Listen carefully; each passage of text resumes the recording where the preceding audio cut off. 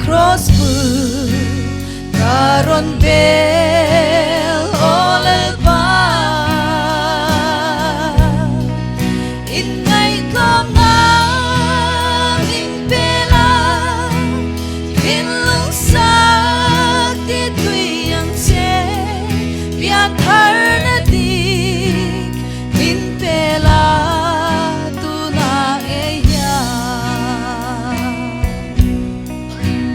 cross bula kaswal zong olel ba karon lane min lo lo man se sa pole wan na bo se mung sang moy le cha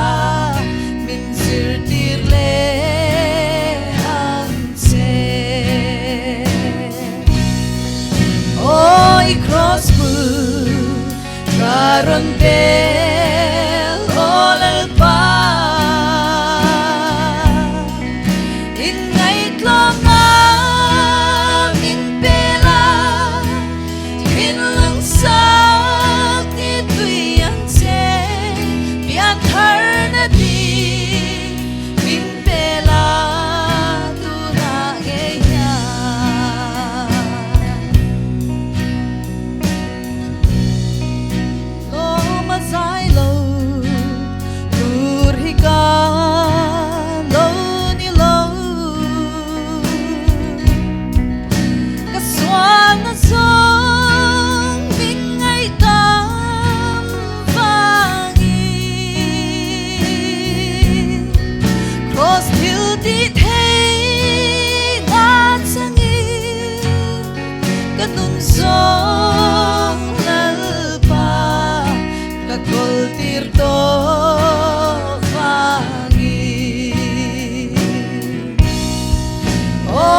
cross karon bel olel ba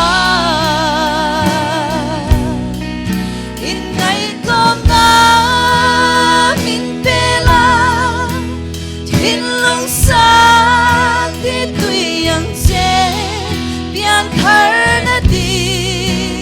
min pela tunagaya cross karon bel olel ba ingay ko nga min pela